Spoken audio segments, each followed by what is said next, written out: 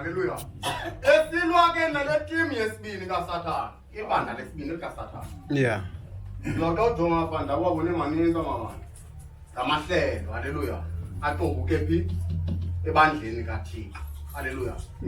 Ibandla likaKristu libizwa ngoKristu. Haleluya. Ngokuthela bebandla beoPetros ndalokhela phezu olwalwa. Idwala ukutsho. Haleluya.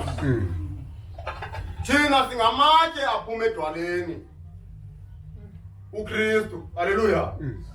Xa ujonga idwala eli lilitye liyawakhupha amatye ne-1000 yamatye bazalwane.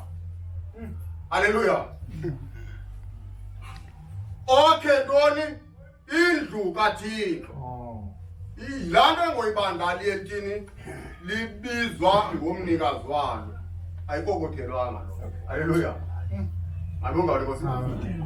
Kodwa but xa ngaba sihamba emgceni kaThixo silibona ibandla lilinye. Kodwa xa ngaba umuntu ehamba endaweni emnyama uzawuhamba egileka. Agileke zinto ngezinto ezikumahlelo ngaphandle. Haleluya. Alunga Nkosi. Asiphathele izinxibo ebandleni lenkosi uKristu. Athi yezifuna isuti emerun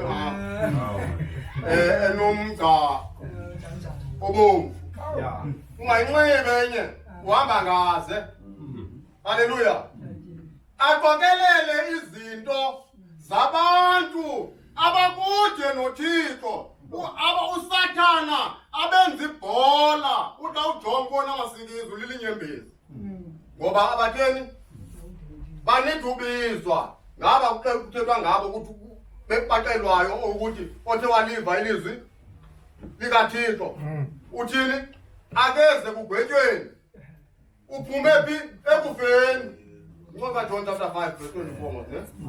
Haleluya. So into ayithetha la ndawo kayichaza indima esekufeni. Ayithethi nabantu abajonge umngelele ezawuphatha ubhekuthe emangcwabeni.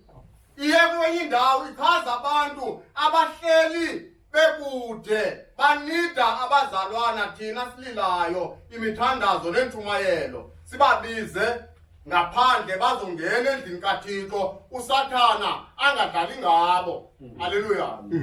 Babexabanisa abantu ekuhlaleni, bexabanisa abantu emisebenzini, bexabanisa abantu ezifemelini. Kodwa thina sidilize lo mkhosi kaSathana. Babizele endlini kaThixo bayiqonda ukuthi endlini kaThixo kuhlalwa ngemvana xatyaniswami. Ilele apho le